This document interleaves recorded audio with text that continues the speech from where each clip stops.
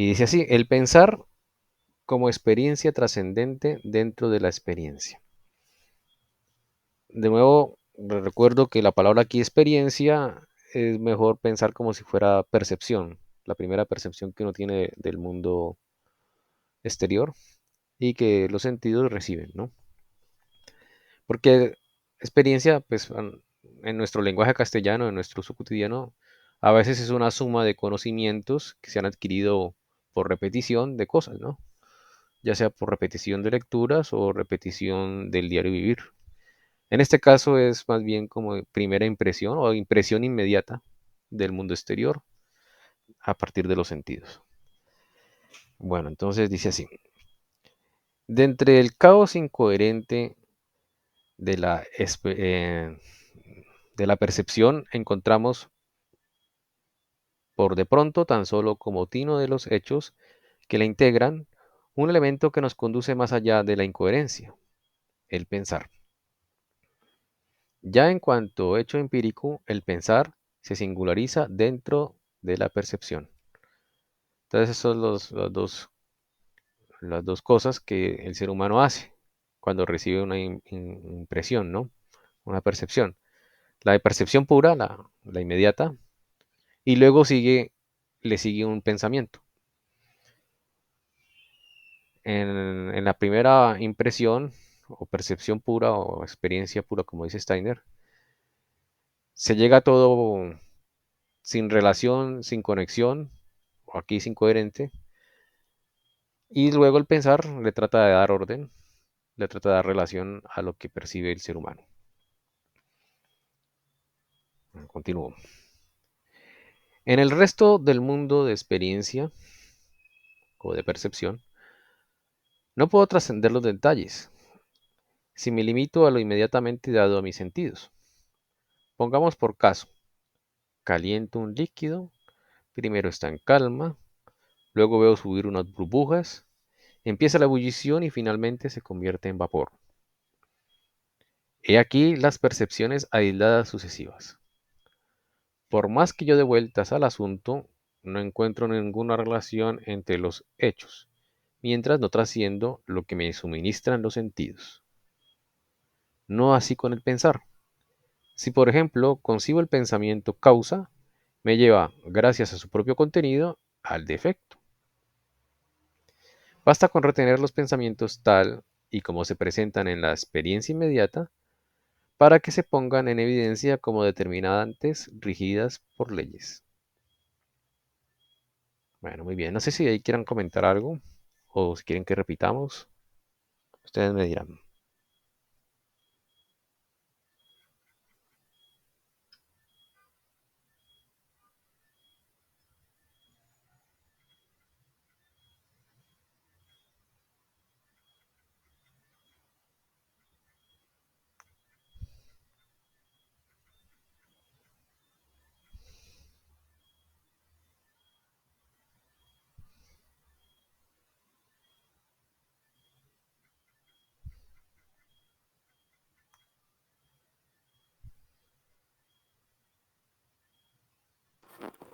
Pues yo no entendí mucho. Si quieres, repetimos, Santi, no sé, los demás. De acuerdo, de acuerdo. Mejor dar otra leída. Vale, muy bien. Entonces, repito.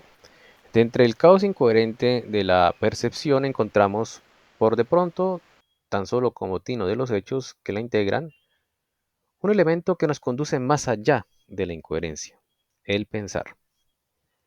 Ya en cuanto hecho empírico, el pensar se singulariza dentro de la percepción. En el resto del mundo de percepción o de la percepción, no puedo trascender los detalles, si me limite a lo inmediatamente dado a mis sentidos.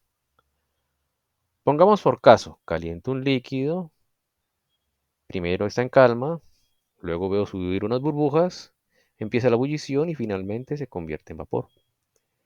He aquí las percepciones aisladas sucesivas. Por más que yo dé vueltas al asunto, no encuentro ninguna relación entre los hechos mientras no trasciendo lo que me suministran los sentidos. No así con el pensar.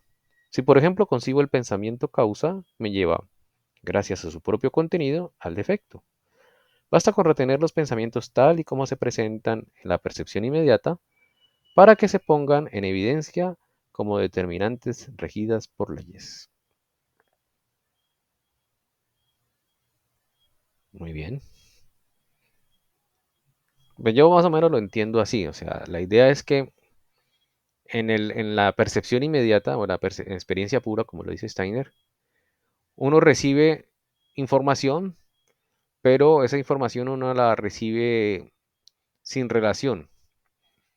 Solamente cuando uno presta atención a esa percepción y empieza a ligar a esa percepción pensamientos, es que ya empieza a haber una relación o conexiones entre lo que uno percibe. Y de hecho dice Steiner que el mismo pensar ya viene relacionado con conexiones. O sea, por ejemplo, él dice, si uno está pensando en causa, inmediatamente va ligado a ese pensamiento efecto, causa y efecto. Si uno está, digamos, pensando en, por decir algo, en Newton, es posible que le llegue relacionado a la palabra gravedad, ¿no? O si uno está pensando, digamos, en gourmet, inmediatamente relaciona eso a cocina o a comida, ¿no? El pensamiento sí va ligado o sí va conectado con otros pensamientos, no así con la percepción o la experiencia pura. Uno ve las cosas o escucha cosas y mientras que no sea foco de nuestra atención, simplemente están allí, sin conexiones, sin estar conectadas entre sí. Eso es lo que yo entiendo con estos dos párrafos. No sé ustedes si lo ven igual o diferente, me dicen. Yo lo que percibo eh, en el trasfondo de lo que plantea Steiner y Goethe como el centro, es que, y pienso que ahí está la raíz de los aportes de los grandes científicos, pero realmente los que han formulado teorías, o sea, estoy hablando de la gente que ha cambiado el mundo, Einstein, bueno, Newton, todos ellos. No, ellos, digamos, prácticamente lo que, por ejemplo, Newton, Einstein con los ejemplos que pone la relatividad. O sea, todo es cuestión es cuestión de pura pensamiento. No sé si llamarlo también imaginación, ¿sí? Pero las cosas por sí solas no manifiestan como su esencia, ¿no? ¿Sí? Y creo que lo mismo pasa con las personas. O sea, si uno se deja llevar ve una persona, inmediatamente uno elabora una serie de ideas o de pensamientos, muchas veces acertando en lo que uno piensa, pero muchas veces no. O sea, creo que hay un elemento ahí que también es el juzgar los hechos, ¿no? Sí. Ver un fenómeno y de una vez está uno emitiendo conceptos y no está pensando en lo que hay detrás de eso. ¿Sí? Creo que con los ejemplos que ponen del agua, no es el solo hecho de ver hervir el agua, sino de pensar en qué está ocurriendo en los procesos físicos, qué está ocurriendo con los átomos. Creo que eso es lo que le lleva a una verdad, a una adecuada interpretación de un fenómeno. Sí, de acuerdo contigo, Vladimir. ¿Alguien más quiere decir algo? ¿O continuamos con la lectura?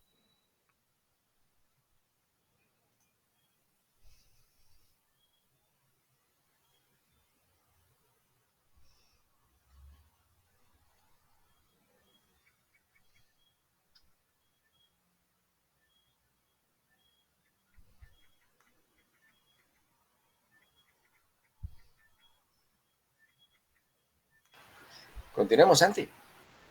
Sí, continúo. Vale, muy bien. Esa conexión regida por leyes que, para aplicarla al resto de la percepción, debe venir de otra parte. Existe en el pensamiento ya en su primerísima aparición. En el resto de la percepción no se expresa la totalidad de un objeto a través de la manifestación que sale al encuentro de mi conciencia. En cambio, en el pensar, el objeto coincide con lo que me es dado, sin dejar residuo. Allí tengo que atravesar primero la envoltura para llegar al núcleo. Aquí envoltura y núcleo constituyen una unidad indivisible. No es más que una inhibición propia de la naturaleza humana el que, en un principio, el pensar nos parezca análogo al resto de la experiencia o percepción. Para el pensar basta convencer nuestra propia inhibición. Para el resto de la experiencia, hemos de resolver una dificultad inherente a la cosa misma. Muy bien. ¿Quién quiere explicar este párrafo?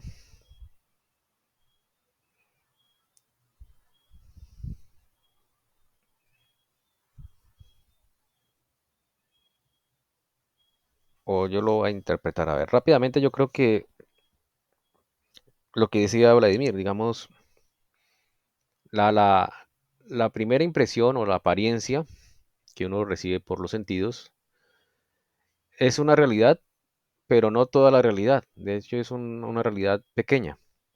Si uno quiere conocer ese objeto más allá, o toda su verdad, tiene que ir más allá de la realidad de la apariencia. Tiene que profundizar, tiene que investigar, tiene que pensar más en eso.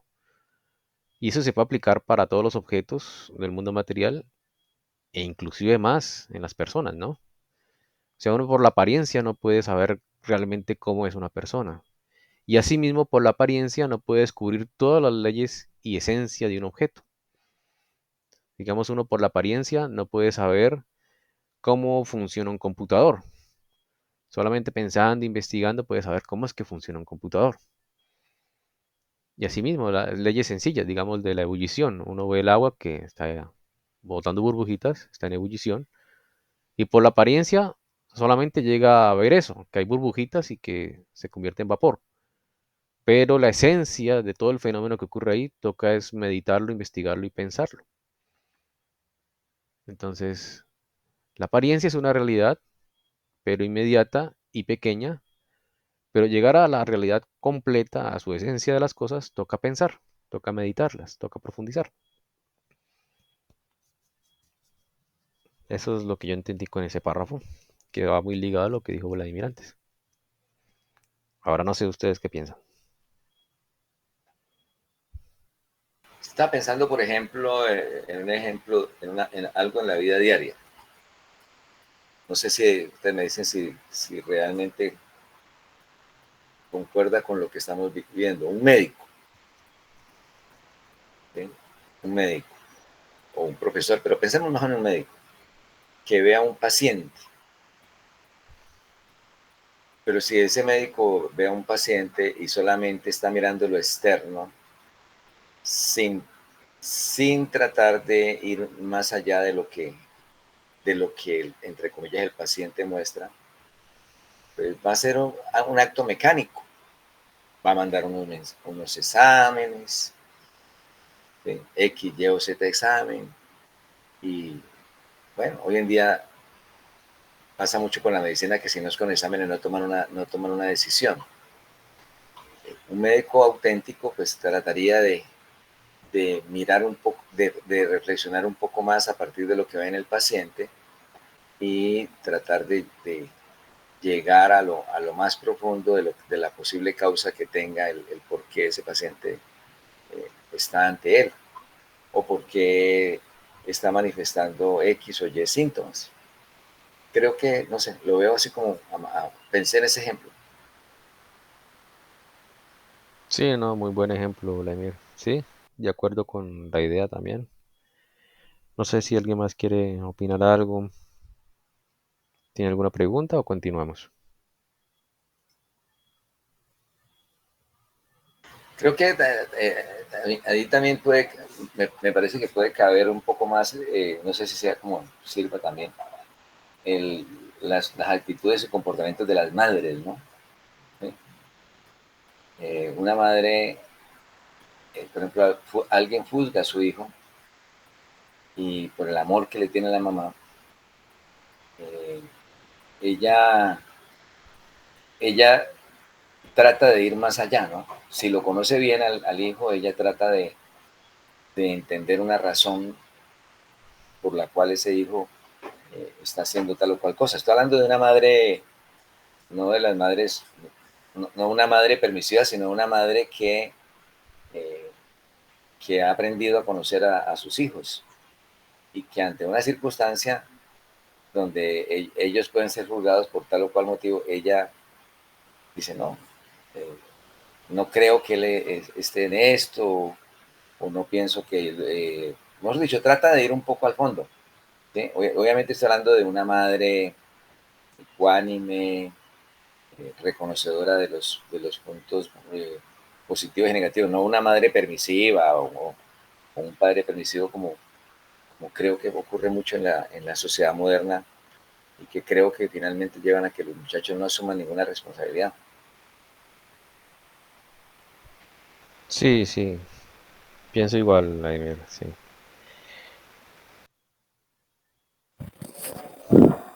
Allí me acuerdo de, o sea, yo creo que todo esto tiene que ver mucho como con prejuicios también, ¿no? Entonces, como que lo de la experiencia pura es lo que uno ve simplemente eh, sin tener en cuenta pues los factores o todo lo que hay detrás.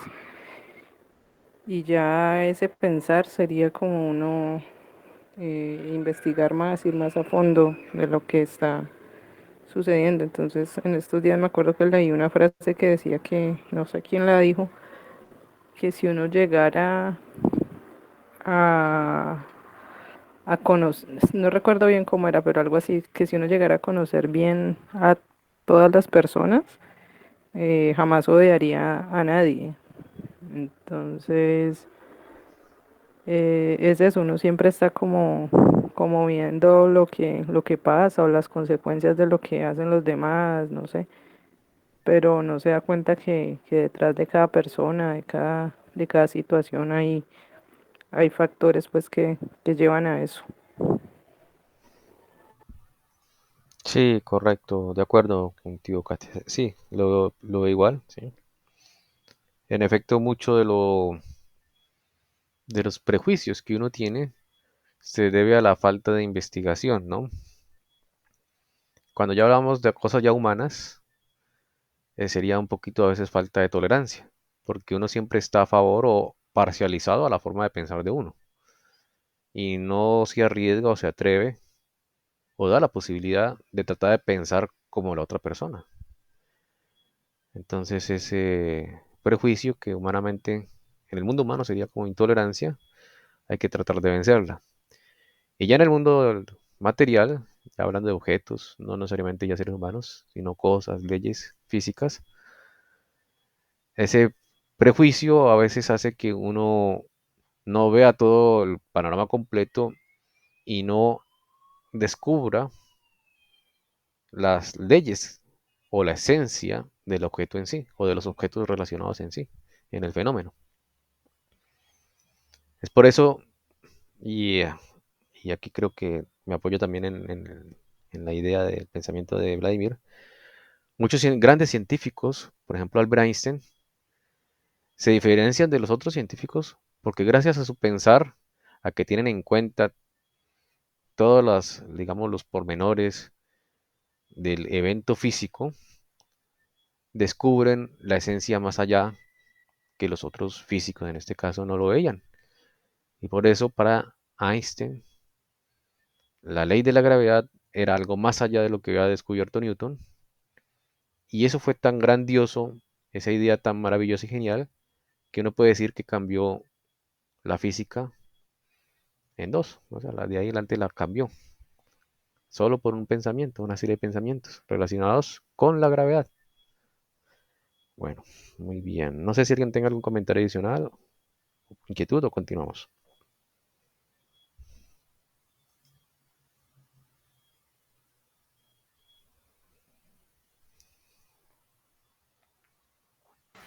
Continuamos, Santi. Vale, muy bien.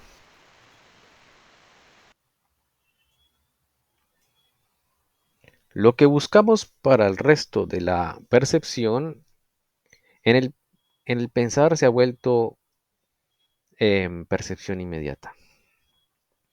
Con esto se resuelve una dificultad, y es dudoso que se encuentre otra solución. Permanecer en los límites de la percepción es un postulado justificado de la ciencia, pero no lo es menos la búsqueda de las leyes internas que rigen aquella. Por consiguiente, en determinado lugar de la percepción debe aparecer como tal percepción ese elemento intrínseco mismo. Así se profundiza la percepción merced a ella misma. Nuestra nociología, a la vez que postula la percepción en su forma más elevada, rechaza todo intento de introducir algo en ella, desde afuera, y encuentra dentro de ella todos los predicados esenciales positivos del pensar. En cuanto al modo de alcanzar su manifestación, el pensar no se distingue del resto de la percepción. Justo, está muy bueno. No sé si se entiende o lo repito, o lo explico yo con mis palabras, como quieran. Explícalo. Vale, vale. ¿Alguien quiere aventurarse a decir algo o mejor yo digo mi interpretación? Ay, explícalo tú mejor. Ok, ok, vale. Hay una dificultad, o sea, digamos, en la teoría del conocimiento de la ciencia, la idea es que no haya subjetividades por parte del científico, ¿no? Sino que se trate de dejar, digamos, de la manera más pura la percepción o el experimento y que haya menos subjetividades por parte del científico, ¿no? Entonces aquí donde dice Steiner que esto se resuelve gracias a que el pensamiento que se recibe inmediatamente después de la percepción hace parte, digamos, de la esencia del mismo objeto, de la percepción. Por decir algo, digamos, el mismo ejemplo que dio Steiner, el del vaso que tiene agua y empieza a botar burbujitas y se evapora por su estado en ebullición, ¿no? Para para la percepción, o sea, o para el experimento, para evitar subjetividades, se trata de no formular, digamos, pensamientos subjetivos.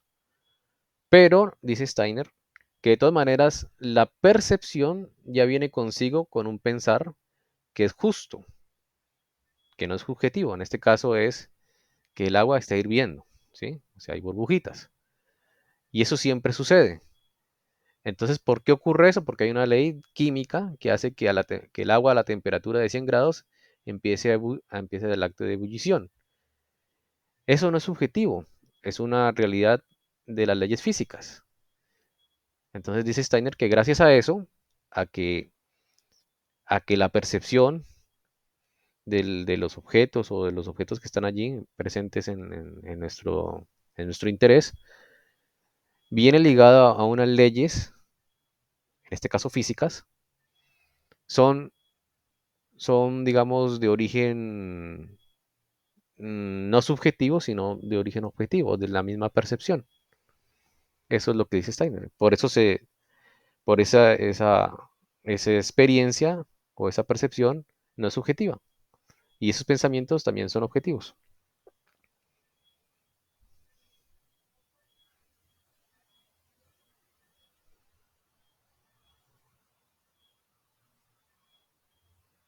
Bueno, no sé si los enredé más o se entendió.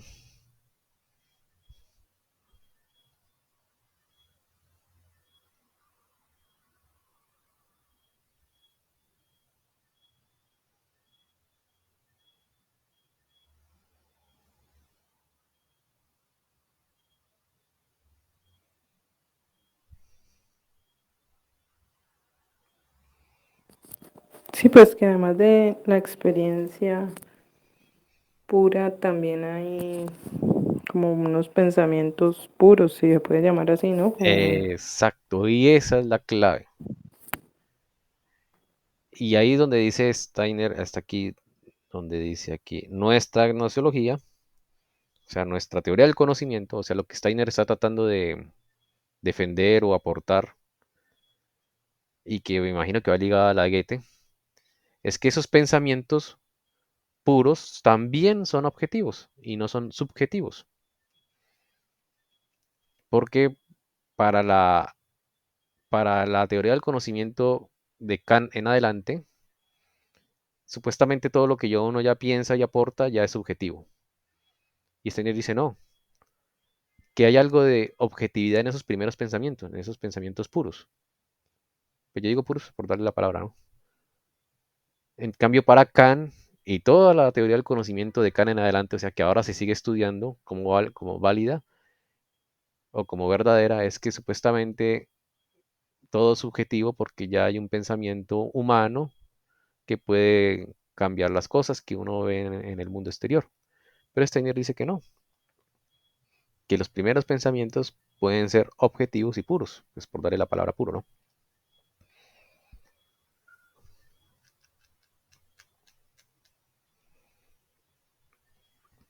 Ahora bien, yo creo que más adelante Steiner debe decir, por supuesto que hay otros pensamientos que sí son subjetivos, esos son los que hay que quitar, pero los que van 100% relacionados a la percepción, incluso lo que dice aquí Steiner en esta última oración, en cuanto al modo de alcanzar su manifestación, el pensar no se distingue del resto de la experiencia.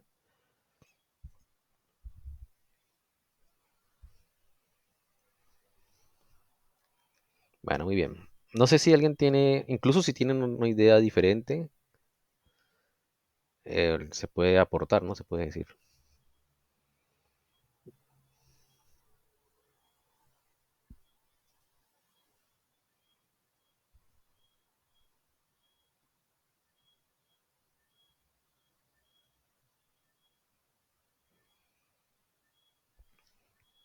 De hecho, digamos, esto Steiner lo pone aquí, creo yo, porque él atrás, voy a volverme un poquito, él atrás pone esta cosa por aquí. eh, es por aquí, creo que es que dice algo.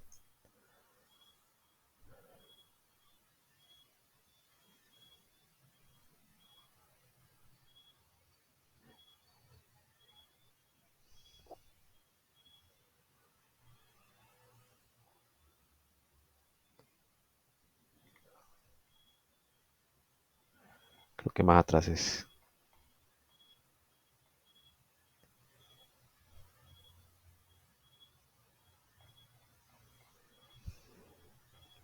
Aquí es. Fíjense lo que dice aquí. Este es el momento de llamar la atención sobre el prejuicio que se retrotrae a Kant y que en ciertos círculos ya ha alcanzado la categoría de axioma. O sea, esto que dijo Kant ya se toma como algo verdadero, ¿no? Quien no lo aceptara como tal sería considerado aficionado, es decir, persona que nunca ha trascendido las nociones más elementales de la ciencia moderna. Y Steiner dice, o da a entender, que esto que se toma como axioma, que viene de Kant,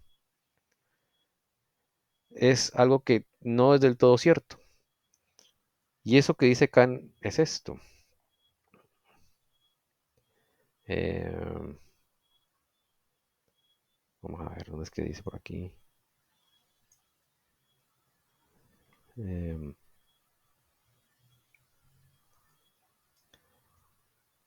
Esto, que hay una subjetividad por parte del observador y esa subjetividad se debe a... Espera, eh,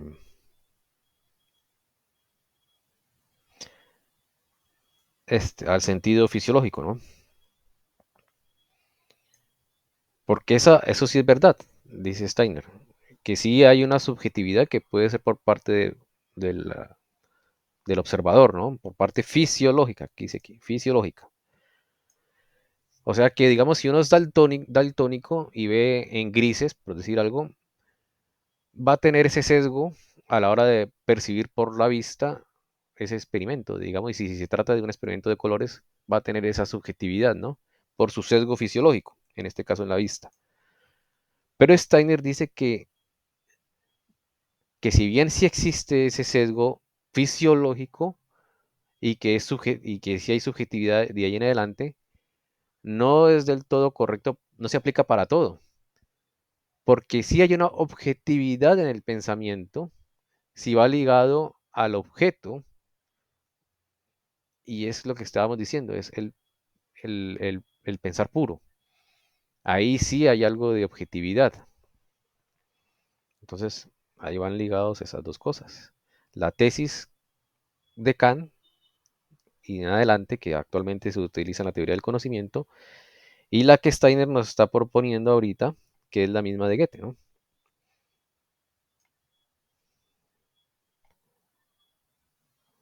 Aquí, aquí está, esto que leímos. Esa es la nueva versión o la gnoseología antroposófica, que es la misma de Goethe, que sí hay un pensar objetivo y no subjetivo, a diferencia de lo que piensa Kant y la teoría del conocimiento que se derivó de Kant en adelante y que ahora se usa, ¿no? Y se explica y se enseña. No todo es subjetivo, hay algo de objetividad en algunas cosas. En el pensar, en la forma de pensar es que está la objetividad. Bueno, no sé si los enredé más o si se entendió lo que quería decirles. Muy buena esta explicación, Santi. Ah, ok, gracias. Me alegro que se haya entendido. Ya le estoy cogiendo el hilo. Ah, bueno, bueno, bueno. No sé los demás si están de acuerdo o no. Sí, Santi. Vale, muy bien. De todas maneras, yo, digamos, he leído más veces esto y he releído estas oraciones muchas veces más que ustedes. Pero esto es difícil de captarlo de buenas a primeras. Entonces, yo creo que podemos dejar allí y dejar que nuestro pensamiento quede en el subconsciente con estas ideas. Y más bien el próximo martes continuamos. ¿Les parece bien? Ok, Santi. Muchas gracias. Bueno, a Perfecto. ustedes, bueno, Muchísimas Santi, gracias. bueno, a ustedes feliz que estén. para Feliz Feliz noche noche. a todos, feliz noche. Feliz Que noche. gracias. descansen. Bueno, chao. Gracias, chao, chao. Chao. Chao, chao.